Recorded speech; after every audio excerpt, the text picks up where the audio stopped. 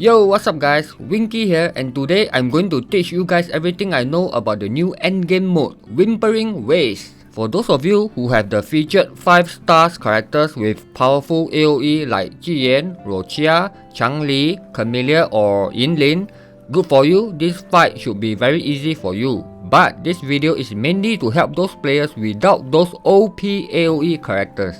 Now, I have already proven on my previous video that it is possible to achieve rank S on all levels with my F2P teams. You guys can always go back to that video for references. So whatever tips and tricks that I'm going to share with you in this guide, you know it's gonna be legit. So without further ado, let's talk about the tokens first. This token is hands down the best token in this fight. I mean, 40% crit rate, 80% crit damage, that is a no-brainer. But please keep in mind that you have to cast your intro skill first to trigger the token buff. So for example, in this clip, before I go crazy nuking with Xiang Liao, I always make sure that I cast his intro skill with Sanhua first to trigger the token buff. And after that, please remember to keep swapping your characters and maintain this buff throughout the whole fight, okay? Because I know some of you like to just brain rot, smash buttons all the time and forget to swap other characters. Now, one more thing, if you use this token, you should not be running a healer support in that team, because 40% crit rate, 80% crit damage is already good enough to one-shot everything. Adding a healer support in that team just seems like overkill. Your healer will usually have slow concerto energy regen and will not benefit from the token buff at all. So if you swap to your healer with this token active, you are wasting a lot of precious time. Trust me, it will be so much better to just run 3 DPS with this token, and whichever DPS you swap to, you will always gain the full benefit of the token buff. Alright, the second best token is this one. Do not underestimate this token. 600% AoE damage every few seconds is pretty damn good.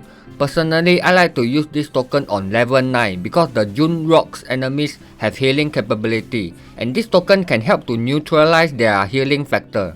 The third best tokens are these two, depending on what characters you are using. This one is mainly for basic attacking characters like Camellia or Anchor. And this one is for characters with instant liberation nuke like Havoc Rover, Xiang Liao, Changli or Yinlin. This token can be very OP if you know how to abuse it. Just keep spamming your E skill with different characters every 3 seconds and all your liberations will be off cooldown again very fast. So, obviously, you wanna use these top 3 best tokens for the last 3 levels, 9, 10, 11. Now, with that said, this token however is made for Carlota only. But Carlota sucks in this fight. She's not AoE, which means this token also sucks. You should only use Carlota if you really don't have any other better options. Same thing with this token here, which is made for Spectral Rover and Phoebe only. But you are not supposed to use these 2 characters in this fight. Havoc Rover is much better than Spectral Rover in terms of AoE nuke. And Phoebe simply doesn't work in the multi-waves fight because she cannot maintain the Spectral Phaser debuff on the enemies that just keep dying. And this token is not too bad. If there is a 4th best token, it will be this one. You should use this and the remaining tokens for level 1 to 8. Just use whatever token you see fit. I will not go into details because level 1 to 8 are not that hard. Alright, that's all for tokens. I want to touch on the enemy resistance thing real quick. Here is my advice. Don't worry about the enemy resistance. It's not that important. For example, you see this level 10 stage 1 enemies with fusion resistance, and I still use my Qi Xia to clear this. So if you find yourself in the same situation where you have to use your Changli, Anchor or Qi Xia for this stage, then so be it. Don't worry too much about the enemy resistance, it's not that big of a deal. Because after all, they are only common and elite enemies. They are not boss enemies and they don't have that much HP, you know what I mean? If you abuse your token buff and do your rotation properly, you will still one-shot or two-shot those enemies no matter what. So, that's my hot take. Alright, now let's talk about the stage buff. Stage 1 starts with 100% concerto energy and stage 2 starts with 100% resonance energy. Obviously, we all prefer the stage 2 buff because you can start off the fight with all your liberations, but I'm here to tell you, don't underestimate the stage 1 buff.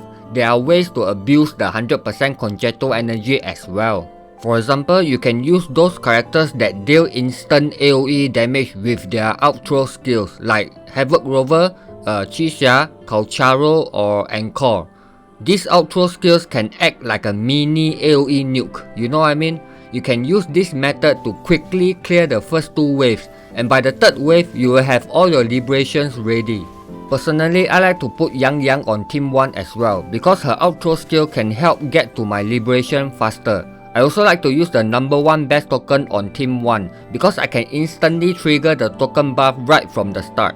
Alright, as for the general environment report buff right here, it is not that relevant because chances are you will be using the same 2 teams for every level, and this general buff is not going to affect your team building at all, so there's no need to touch on that.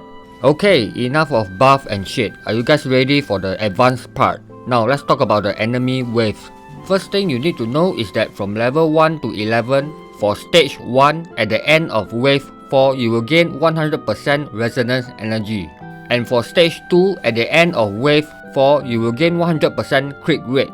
So be sure to make good use of this.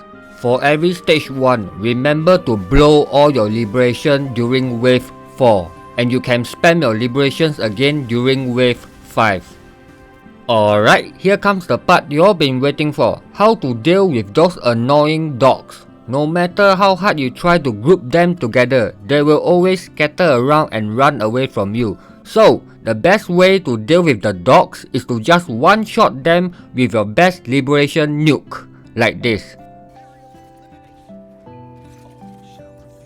Boom! Now, if your liberation is on cooldown or your nuke damage is not big enough to one-shot them, then you need to stand at the side of the group like this and AoE them down while pushing them towards each other.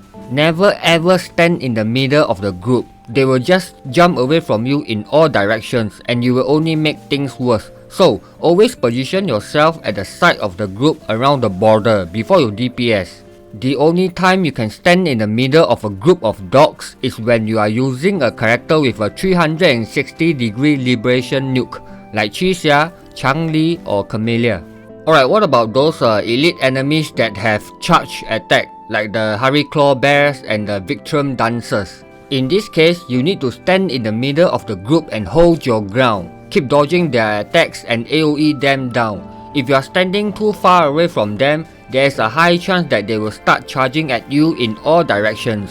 And then you are cooked. Okay, one more thing to note is that some enemies will spawn together as a group, wave by wave, while other enemies will spawn separately, one by one. I want to talk about those enemies that spawn separately because there is no fixed way to handle them. It all depends on the situation.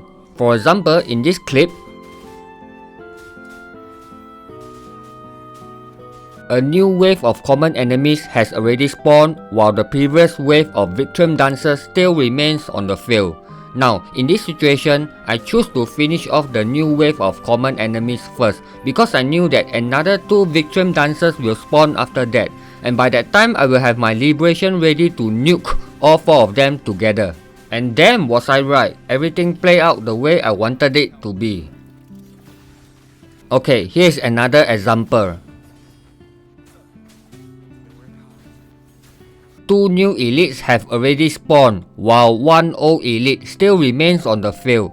Now, in this situation, I chose to finish off the old elite first, because I knew that another new elite will spawn right in the middle together with the other 2, and I will be able to AoE them easier. So what I'm trying to say is this kind of situational decision making instinct cannot be taught. It all depends on your own skill and common sense to figure out what is the best course of action you should take in certain situations that will save you the most time. You know what I mean? Alright, here is another important tip. If you are using Havoc Rover like me, you can actually nuke 2 waves of enemies with 1 liberation. Kill 2 birds with 1 stone. Watch. You notice how there are 6 damage numbers?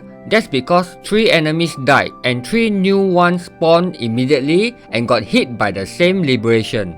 So this is in fact 2 waves of enemies. So if you are using Havoc Rover, you have got to abuse this trick. It will save you a lot of time. Try to save your liberation for those annoying group of enemies that are harder to deal with, like this one right here. Boom!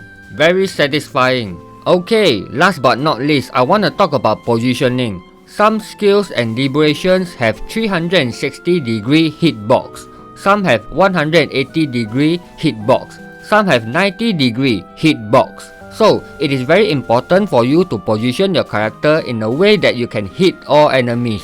As you can see in this clip, I move my Xiangliyao away from the middle and make sure that I'm facing all enemies first before I hit my enhanced E skill.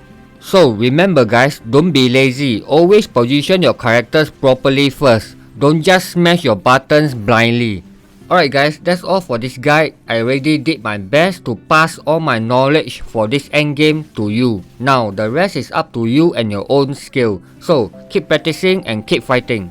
Well, the good news is that you don't really have to achieve all rank S like me. I just did it for the flex, you know, because I can. But all you need is what, 15k points for the middle area and 4.5k points for the last area to get all the rewards.